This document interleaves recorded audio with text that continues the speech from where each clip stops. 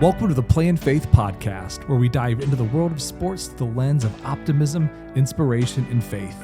We're on a mission to infuse youth sports culture with positivity and joy while building the largest network of college Christian athlete mentors in the world.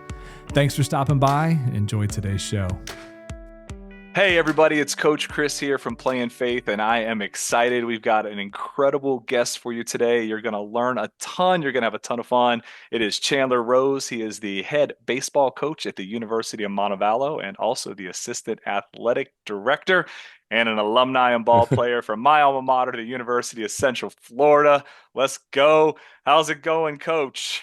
Doing great. Go Knights, right? Yeah. You still allowed to root for UCF now that you have other allegiances? I am. Yeah. I mean, I'm Falcons through and through for sure, but we still pull for the Knights in the house. Probably tougher. Nice. The tougher battle is probably Alabama up here with the kids growing up as successful as they've been. So they've been corrupted. For those of you who don't know, University of Montevallo is in Birmingham, Alabama. So you are in the shadow of both Roll Tide and Auburn. So you're in the middle of a little turf war there. But so obviously you are the head coach there, and you've been there for, I want to say, 13, 14 years? What are you? 16. This is year 16 here. Oh my goodness, are you serious? Wow. And so and so we're audio only. Chandler is a young man, but when you got the job, you were one of the youngest head coaches in the country. I believe you weren't even 30, correct? 29. Yeah, Ooh. 29 years old. Now you're a grizzled vet. Yeah, I always joke. I'm like, I don't know what they were thinking hiring me. Maybe I was the only one that would take the job back then. But I'm very blessed and thankful for the opportunity for sure. It changed mine and my family's life.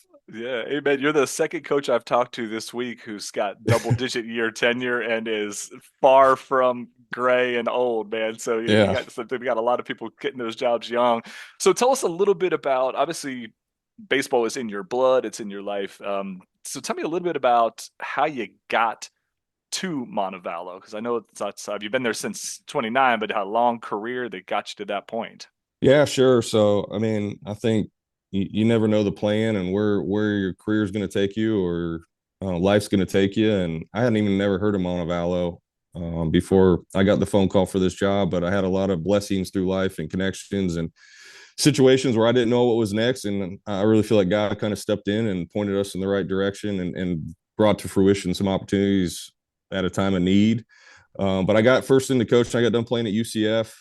I had another major injury there. Thought I was going to play professionally. Ended up not happening. And my college coach was the one that kind of steered me into coaching. It was like, I think you'd be really good at this, Coach Bergman at UCF. And, sure. I got connected with one of my old coaches from travel while growing up, Coach Tillett at FGCU, who's the head coach at FGCU still now. I think he's pushing 30 years there, and they've had a ton of success. So randomly, just quickly, I went to Florida Gulf Coast as a GA just to, hey, I want to coach, went back home, and I wasn't there for 2 weeks. And one of our assistant coaches decided, hey, I'm leaving. I don't want to coach anymore.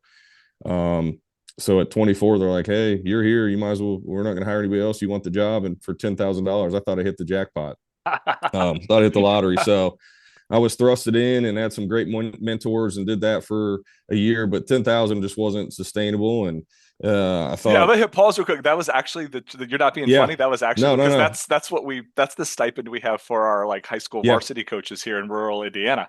Yeah, so that's what I made that first year was $10,000 as a part-time assistant. And man, that was grunt work. I mean, I'm mowing laundry, softball facility, baseball facility. I mean, it was a lot, but paying dues, trying to just get into coaching. Went to work for my dad for about 6 months and realized I've been in the game my whole life since I was a kid, and I wanted to stay in baseball. Like getting into the real world was not for me. Amen, and randomly, one of the roommates that I had working camps after college at the University of Florida was an Air Force assistant. I went up to the convention in Orlando that year just to try to meet people and stay active. And this is back before phones and all that stuff that posted things, but there was a post on the bulletin board that Air Force assistant was looking for a volunteer assistant. So I text my buddy. I was like, hey man, where'd you go? What happened? He's like, hey, meet me for breakfast tomorrow. Are you here? And I am. Well, the whole staff shows up and they're like, hey, we want you to come. And I was like, I'm not coming to Colorado. I'm in Fort Myers, Florida. Long story short, 2 weeks later, we were moving to Colorado. That's a heck of a sales pitch, huh? Well, yeah. And you said a volunteer assistant, so you took a $10,000 pay cut. Right. But I remember my dad really saying, "Hey, if this is your dream, what you want to do, you got to go. Like you got to chase it. You got to get into coaching. It's an opportunity. They're hard to get right Yeah. now." So I did, and I was substitute teaching in the mornings, driving down the academy, which a couple years later that ended up leading to me being the recruiting coordinator there, and I moved up the ladder there, and we started having a little success, and it was good. And that's when I got a phone call from Montevallo. I hadn't heard of Montevallo, but the assistant athletic director at FGCU, the 1 year I was there, became the athletic director at Montevallo, Jim Hurley.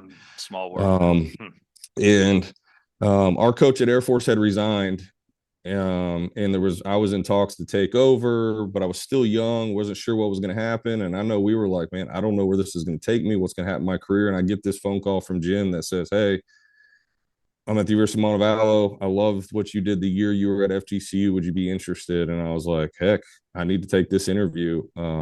Came down and just fell in love with Montevallo. And I remember walking out and Sarah being like, "You're going to interview where?" And we hadn't heard of the place, and here we are 16 years later. It's been the best blessing coming here, the people, the support, the Yeah. administration. It's an amazing place, and just opportunities that were put in my life that I wasn't expecting. I wasn't looking for them, and I was just where my feet were, working hard, and these came to me, and I'm very blessed and thankful. Yeah, God has a funny way of putting us where we're supposed to be, even when we're not quite sure we agree, right? Right. So I Yeah. guess full disclosure, I probably should have thrown this out there. So when he said Sarah, that is his wife, that is also my sister, and she is also part of the Play in Faith mission.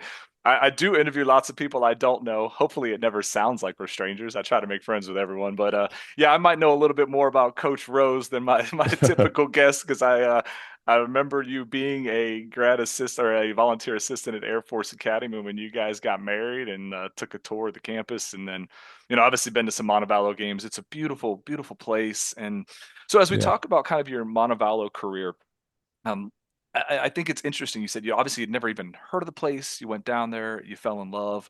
You got this coaching job at 29. And for a lot of young coaches, kind of the stigma in that profession is you are one bad season away from unemployed, and you are one good season away from moving your family to the next big gig, the next big opportunity, always something more to chase. And I know you've had plenty of success there. There's probably been some other opportunities.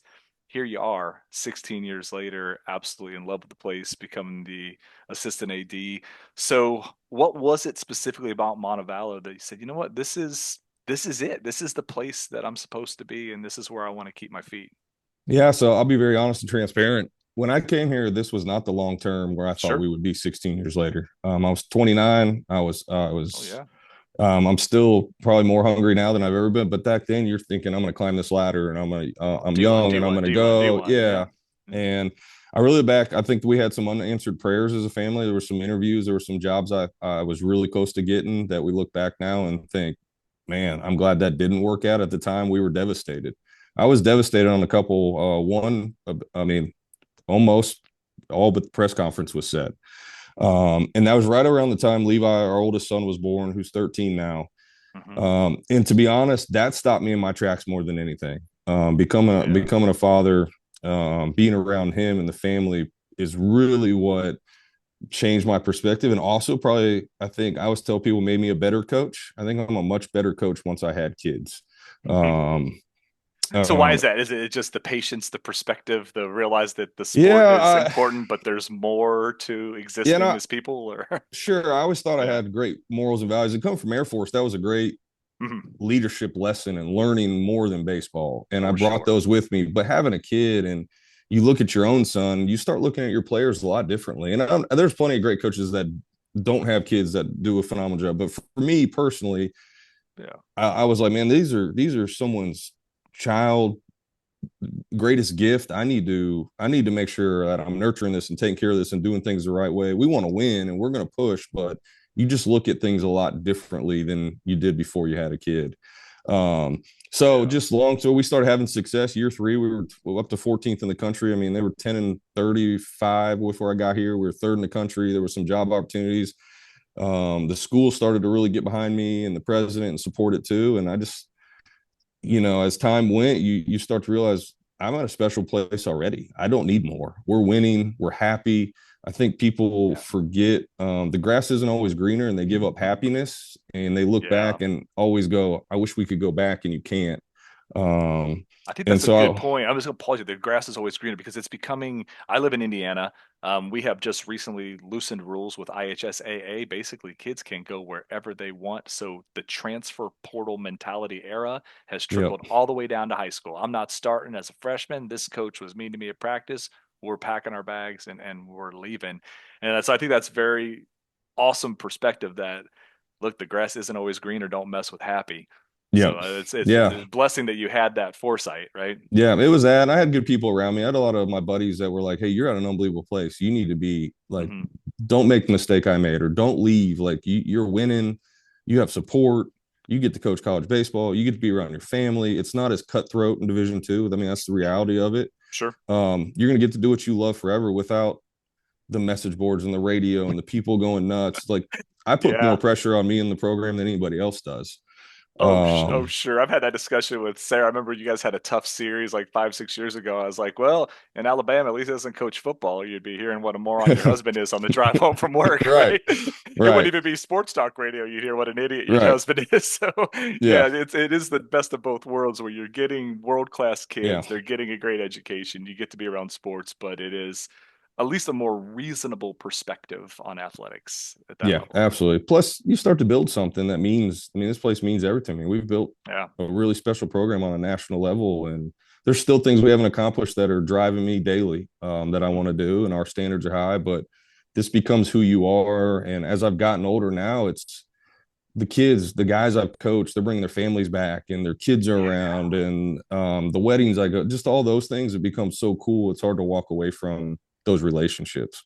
Yeah, I think it's cool. You see pictures of your players inviting you to to their weddings, and I know you've been through some really emotional, tough things with your players. I know you guys had some natural disasters come ripping through town that challenged things, and your players have gone through a lot of personal things. So without violating anyone's confidence, tell me a little bit about some of those maybe more impactful moments with your players and some that they go beyond just striking out some batters and hitting some bombs. Yeah, so as I've gotten into coaching longer, I try to tell the young coaches that, to me, coaching isn't what you know about a swing. It's not how to teach a guy to field a ground ball. Those are all part of it, and that's great. But ultimately, it is motivating young men. It's helping them become, their parents drop them off at 18, 17, whatever it is.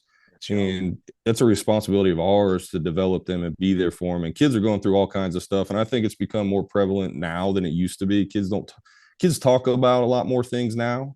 They have access to more. There's more things on social media. Yeah. 15 years ago, kids didn't come talk to you about those kind of things. Now they do. So there is a lot of things in coaching. I think that's more important is the relationship you have that you can help them through hard times. I mean, these kids are going to college, things are changing, they're dealing with different things throughout college, relationships and family, and people get sick. And I think the hardest part is I feel like I'm a counselor 99% of the time. Like I always say, man, coaches should have a psychology degree. The amount of guys that come in, and I think it's good. Our guys trust us and they come talk to us, and I want that. But just helping kids through so many different situations. These guys are dealing with a lot of stuff. They're in college, they're having a great time, but they're still dealing with things. If the grades aren't going well, and the pressure of, hey, I want to perform well baseball.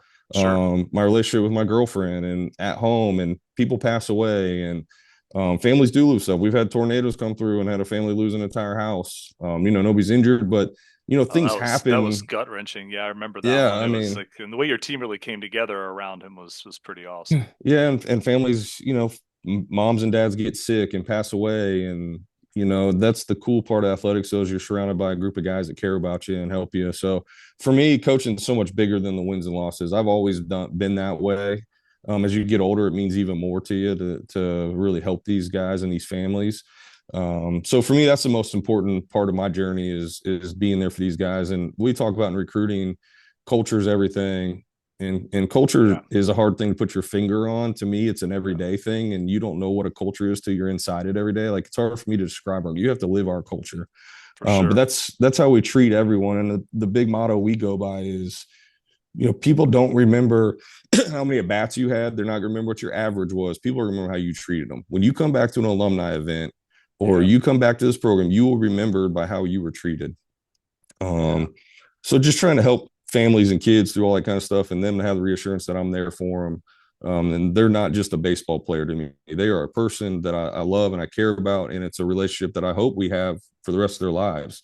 And sure. just before I got on this morning, I got guys texting me. I had 3 or 4 alum text me this morning, and one of them texted me about his social media stuff he's doing and wanting to help the program and help us. So it's really cool. Those That's relationships are the neat. most important thing to me. Yeah, I mean, I say that all the time. Obviously, I talk with a lot of coaches, athletes, athletic directors, and I always joke that obviously I am not coaching on the same level as you guys. I'm working with middle school and elementary girls, but it really has become almost like a ministry where, and it's the whole mission behind playing faith, where look, sports is this incredible dress rehearsal for life. It teaches us so many valuable lessons, but only when we use it properly. And we found, especially in the youth sports ranks, that is not always the case.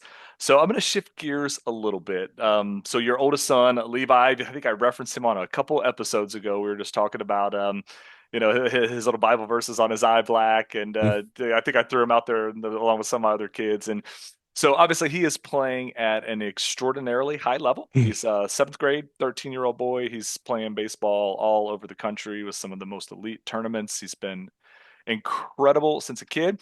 I'll give you one. I remember going to one of your games about a decade ago. I want to say it's a couple weeks before his third birthday. And you're off doing whatever in between games.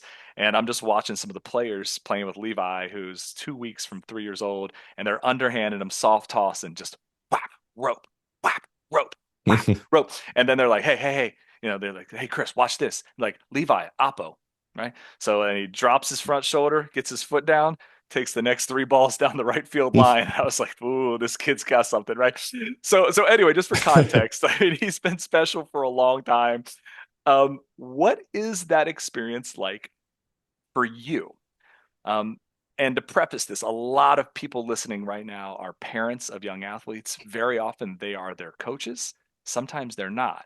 So here you are, high D1 baseball player, pro level prospect, 20 years in coaching, athletic director at the college level. You are not your son's youth coach.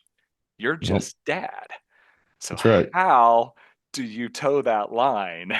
Because it's not easy, man. It's not easy. So yeah, just I was the dad too coming through that was like, we're not gonna do travel ball. I'm not getting in this crazy stuff. I'm gonna be kids. And then you get to Whoops. I think you were in Tampa last week, weren't you? or yeah, we're Louisville. all over the Louisville. country. Yeah, Louisville. So Whoops. but you get in, you're 6 years old and they're telling you, hey, you can't throw the ball to other kids, you gotta roll it and you gotta do this stuff. And you're like, Yeah. man, this isn't gonna work, He wasn't going to get what he needs at the local Yeah. YMCA. No. So it originally started, we kind of put our own travel team together, some dads and buddies of ours, a group of kids, and started and never thought, I mean, we were driving last weekend to Louisville, and I even said, I never thought that it would 7 years ago would turn into this. Well, we are. I mean, they're flying to West Palm Beach this weekend, and it seems crazy, but he loves these opportunities. We're not forcing any of that. I make Yeah, him. he He's lives played it, man. He is the driver of it. It is like you can't have dinner no, with you and guys without having to go outside and play.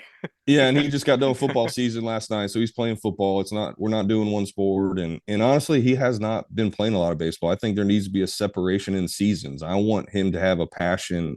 So when baseball season comes, it's baseball season. He's fired up. I just Yeah. feel like personally, and for him, if it's base or any of our kids, if it's this one season year round, you never get that. Hey, it's baseball season. Okay, it's football season. I Yeah. do think we'll get to an age where we got to make some decisions if he's still playing on an elite level, and Mhm. those days will come. But right now, I want him to be a kid. I want him to have fun. And as far as being dad, several years ago, I kind of took a step back and felt like I thought it would be better for him to get different perspective from other people and not have me around. I think as dads, and especially me being a coach, it can be difficult Mhm. for me to coach him because I want him to value my advice. I want him to listen to me. And if I'm always on him about it, Yeah. I'm not sure with the age he tunes me out. I want him to come to me and say, "Hey, Dad, what'd you see in the game? Or what do you think I need to do better?" So I am still his coach. Right. It's just in a different way. And what I've harped on our kids, and especially, he's the oldest and coming through, is I don't harp on his results. He does not get done with the game, and I'm like, "Hey, man, I can't believe you were 0 for 3 today and did get a hit." It is process. It is, "Hey, how'd you prepare today? Hey, when you woke up today, what'd you do? Mm-hmm. When you warmed up today, what was your process warming up? What was the at bat like? Were they good swings? Did you play hard?" Like, all Mm-hmm. I care about is, I tell them every day, I text them for every game, "Hey, man, play hard and have fun. Nobody plays harder than you. Have the right Awesome. attitude. Be a great teammate." Those things will carry him. The results are there. He's had phenomenal results, but I get mad at him when, or any of our kids, "Hey, you're not playing the game the right way. You're not respecting your teammates. You're not respecting the game." Yeah. And I think I can do those things from the sideline. I like to be dad. I'm around it all the time. My job makes it hard to coach him in the spring anyway, but I like Sure. to be able to just go sit down and watch and enjoy his success and watch him. And I can still help him after games, but I do think there's value in him learning from other people and those Right. voices. There's great people out there, and it may not be a baseball thing, but he needs to hear from other people. I'm not going to be his coach his whole life. He's going to get to high school, he's going to get to Mm-hmm. college, and he's going to have other coaches, and he needs to know how to take coaching from them. He needs to know how to learn from other people and not just rely on me. I think that's Um, that's good advice when you talk about this idea of I talk to coaches all the time, and it's almost universal, is not the result, it's the process, right? We can get a good result accidentally. We can have a terrible result from a good process, but in the long run, it's that process.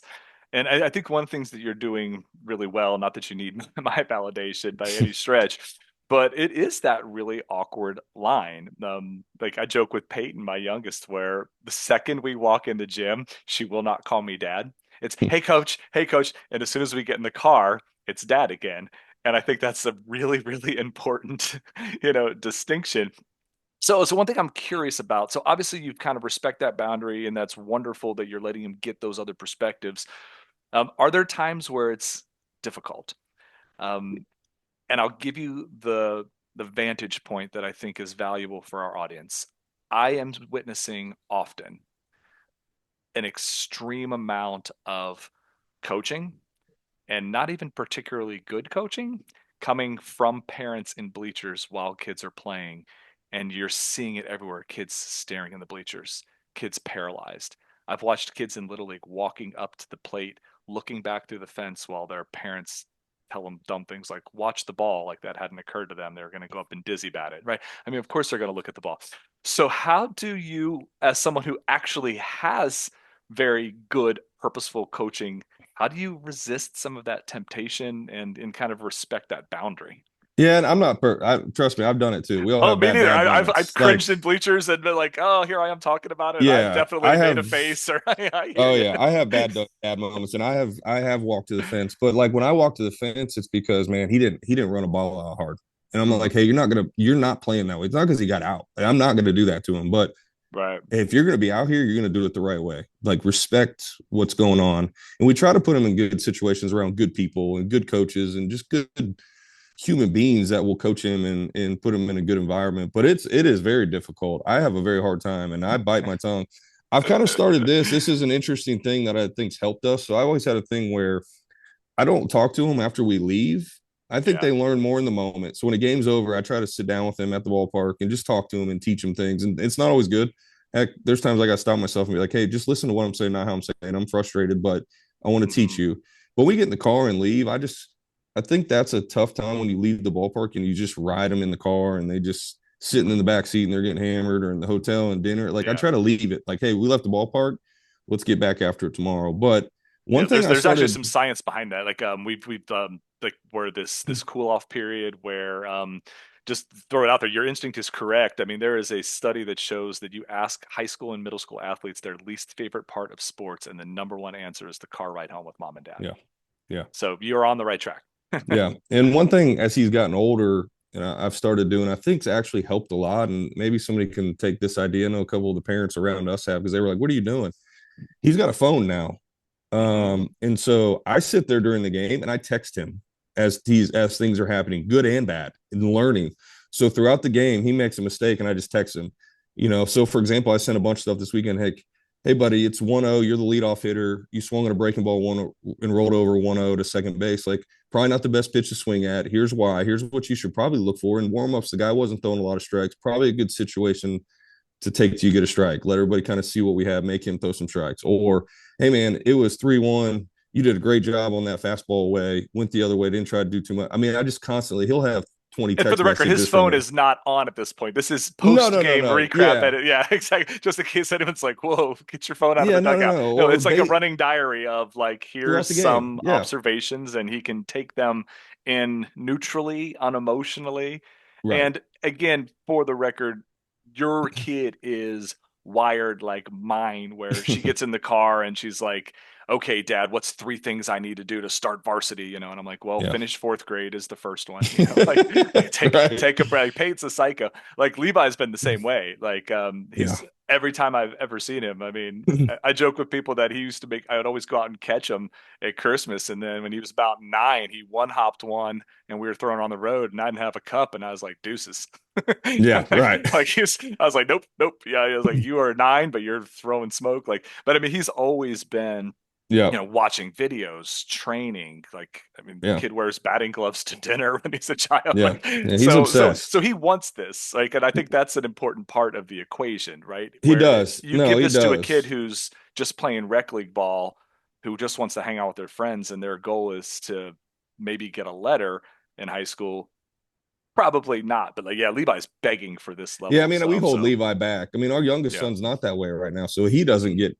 he's It's awesome too, totally though. different. He is, and he's very talented, but it's a totally different situation with him right now. He hasn't been pushed nearly as much, but with Levi, he Mhm. wants this, and Yeah, Elena's kind of like the, but like he has this info where he can read and learn without me being like, "Hey, man, why did you do this and that?" It's just hmm it's a very, and he can go back. Like he's got these right. in his phone for later on. Hey, remember Dad telling me about this situation. Let me go back and find that, or he can take pictures and save some stuff. So, Yeah, I mean, you're constantly learning and growing, and I want him to learn the game, all our kids, and I love it. understand what they're doing. It's a perfect way to do it because talk about having that psychology background. That's actually my background from UCF, even though I've been much more of an entrepreneur, speaker, writer, all that most of my life. But there are some physiological responses too, where after a game, where our cortisol levels tend to be a little bit elevated for at least several hours after the game. It makes us more stress reactive. It makes some of that feedback harder to digest. We tend to just be emotional in the moment. And it is showing, you link, why do kids quit sports, and almost always the number one answer is mom and dad, and a lot of it is that Yeah, immediate, where it's all about the game, and then you start to morph into, what's my value, who am I, and if I am only baseball player, softball player, volleyball player, basketball player, and I have a bad day, then what am I'm yeah. nothing. And so I think it's a really great way to kind of meet your kids where they are. And So I got a great. obviously, oh, Let go me ahead. give you one example from this Yeah, weekend. I thought please. was really good because he had a terrible last game of the tournament. Yeah, I heard he struggled. Um, yeah, and it was a really good. He comes out, he's got tears in his eyes because they lost, and he's frustrated. And he had a couple situations that really hurt the team. And instead of that moment, me being frustrated and trying to tell him how to fix that, I just left it. We didn't. I knew he could read his phone. We got in the car. Me getting on him in that moment was not going to help at all. It was going to make. He was already devastated and crushed and felt terrible. Um, and so I didn't say anything. I knew he would see his phone. We got an hour home down the road, and he was like, "Hey, Dad, what'd you think of this?" By the time he cooled down, like you're talking about, he started asking questions, and I'm like, "Hey, did you read what I told you?" "Yes, sir. I read it," and we just talked about it rather than me getting on him about it. It became a conversation where I think he can Yeah, grow from that experience. But you're talking about that emotional state. I mean, he was already. I would have just came on top and probably made him. I would have made things way worse. So we all yeah, have struggled with that's been a hard thing for me to learn because I am very hard on our kids. sure. And I want them to do things the right way, and that's a tough balance to find. I promise I have bad dad. I call them bad dad moments, and I'm like, dang it, I shouldn't have done that. But Don't we all, man? they didn't send me home with a manual when I left the hospital. I know that. Yeah, no, it's a good reminder for everyone too, in that I try to say it probably too often to be redundant because I record these spaced out, but someone might be listening to 10 in a row and be like, dude, you've said this 6 times. But I do like to, yeah, yes, I am very passionate about the mission of playing faith. I love the way our mentors approach this with our young athletes. I love the conversation I'm having with coaches, and every single one of us, whether we're coaching little kids, high school kids, college, or even professional athletes, are far, far from perfect. That is the beauty of being a Christian. We are all miserable sinners just trying our best, right? That's I mean, right. we're doing the best we can. So we're certainly not perfect, but I think the hope is that the more we hear these different perspectives, and everyone's perspective is a little different. Like, your kid is wired differently. He is all about it. He's also a boy.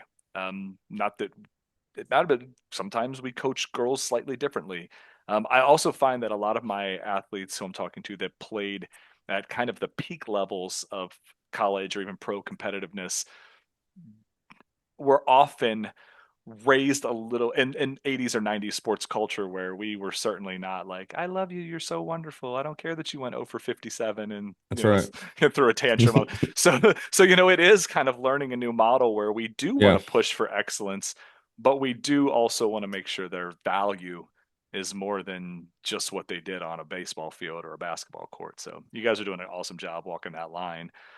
So kind of shift gears, and I know we're coming up on time here, but a lot of parents who listen to this too, I mean, the dream for a lot of young athletes is to excel at a high school level and keep that career going as long as they can. For a lot of kids, that is the dream.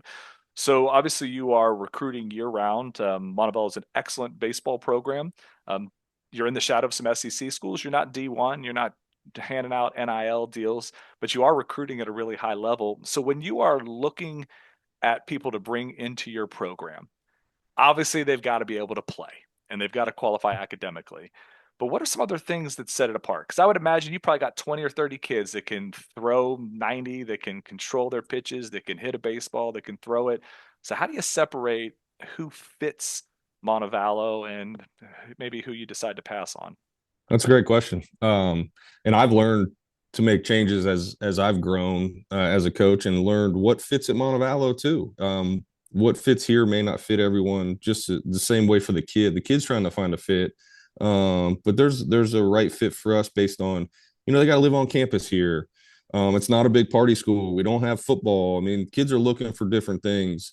And one of the things for me, and we've been in the top 25 almost there. We were third in the country a couple of years ago. We had a guy drafted in the 8th round 2 years ago. Like, Yeah, we've been very successful. So the opportunity to get very good players is there. Our facilities, our campus, it's phenomenal. We are it's a going to get beautiful good. place. Yeah, It's spectacular. unbelievable. It's unbelievable. So we're going to get good players. But for me, it's the best part that in today's coaching world that I love, especially in Division II level or lower, there's a purity to play still. And we're in a very transactional period in coaching that I don't love. We all mostly got into coaching for the relationships, but Sure. it has become a world of what can you do for me? Where can I go better? What can you give me? How much can I get? Hmm. And in our world, we don't have that. Like, I would say the best thing about our players is they play because they love baseball. They love their teammates. It's It's awesome. kids did not grow up dreaming to go to Montevallo. There might be one or two local kids that was like, man, I want to go play there. But we've got kids from all over the country that haven't heard of Montevallo. They Mhm. came here because they love baseball. They want to play baseball. And then they stay here because they love the culture and the place and they grow. But I think people get lost too, and parents don't see this. I always tell all the parents and the kids when they're making a decision, the kid lives this life. When you put your feet on the ground every day and get up, are you happy? Are you Mhm. happy with who you're surrounded with? The facilities are great, money can be great, all that's fine. But people make decisions based on social media has really hurt that because what's cool, how they're going to be judged when they put out, hey, well, here's where I'm going to school. Yep. Here's what thinks, rather than once that's put out, nobody cares anymore. That kid has to wake up every day and go to practice, go to weights, get on a bus, go to be in a hotel with the people he's around. And so we try to do a really good job of just getting the right people that you want to be around because then they stay. These kids are going to be their best friends. They're going to be in their wedding. Why do guys not transfer? It's because their boys are here. They don't want if you're Yep. doing it right, they don't want to let their boys down. They want to play with their boys and they want to play and win championships with those guys. We got several guys that could leave and go Division 1, but they're happy. And I think people get lost. And I've said this, I referred to this earlier on happy. Yeah. Man, when kids are, we got That's guys that happy. come, we got kids that come from Division I that are happier here than where they were. And it just wasn't the right fit, but now they're surrounded by people that believe in them. They're playing all the time. They're having success. They're having fun. They're winning. And those things are awesome. And they've got, more importantly, people around them they enjoy being around every day. And I try to pride our staff in, man, the best part of our day should be around everybody. And I push hard. I'm a disciplined, I'm a tough coach, but man, I love our guys and they know that. But we create an environment that is family. So when I try to find recruits, one of the big things I ask all of them is, and their coaches is, do you love baseball? Like, what does that mean to you? A lot of kids like the idea of playing college baseball or college athletics, but they don't understand what comes with that at a high level.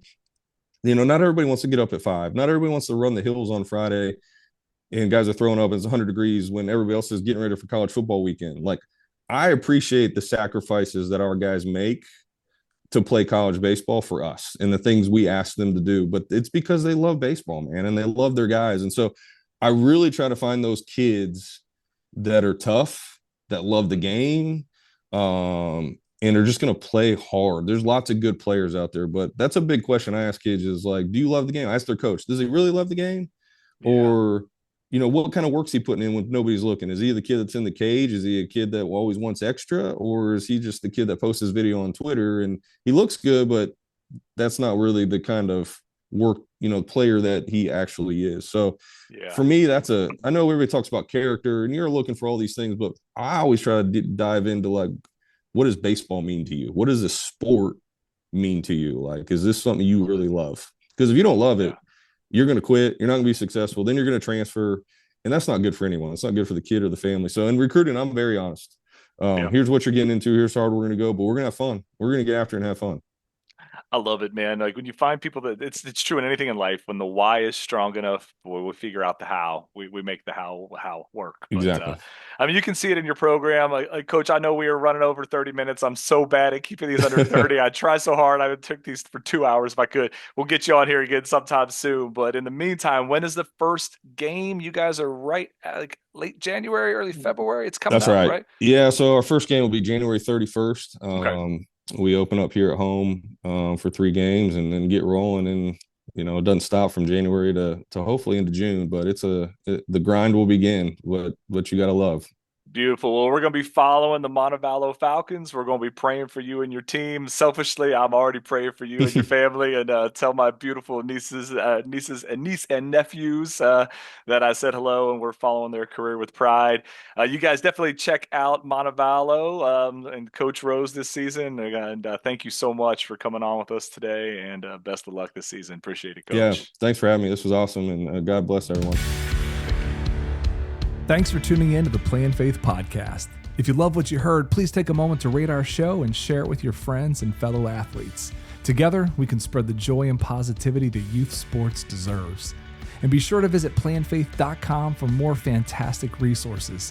We're on a mission to build a vibrant community of Christian athlete mentors that are not just a voice your athlete will listen to, but one they should. Until next time, keep playing in faith.